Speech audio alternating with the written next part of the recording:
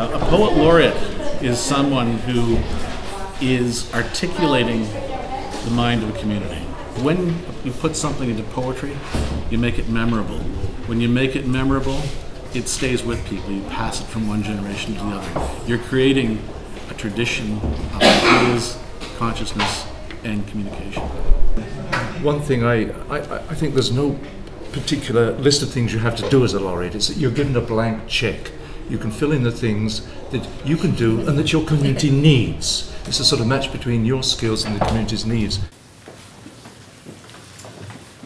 I grew up when I was born here in Windsor, and I grew up in Riverside, and went to Catholic schools, and had the nuns shepherding us through the Catholic school system. And the nuns are always very, very severe with us. But I remember squirming in my seat and having to go to the bathroom, and I'd put up my hand, and the nuns would say, "Pray." So this is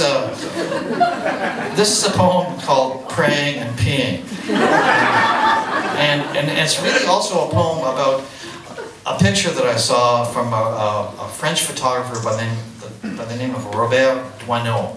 And there's a picture of all these little boys all lined up at these urinals, and one of the boys has a bird on his head. The thing about the Poet Laureate programs is that for those communities that haven't discovered them, for the bang you get for your buck, you do more to elevate your perception as a arts-friendly community. It's probably the cheapest, most effective method you can use to put yourself out there as a community that really, supports the arts. I see my role as a Poet Laureate as telling the story of Windsor.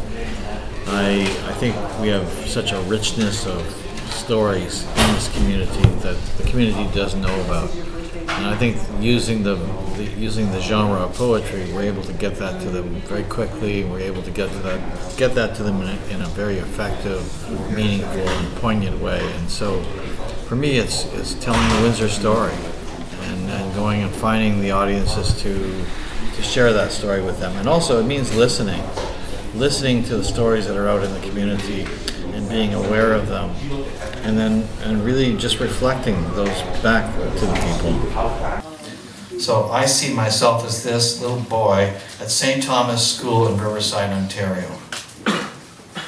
I am the boy with the bird on his head, and I'm peeing. And this damn bird that has come in through an open window at the school urinals won't budge. I wiggle, I squirm, hoping erratic movements will nudge this fluttering angel, but instead his feet shift on my head, like it's standing on a spinning globe.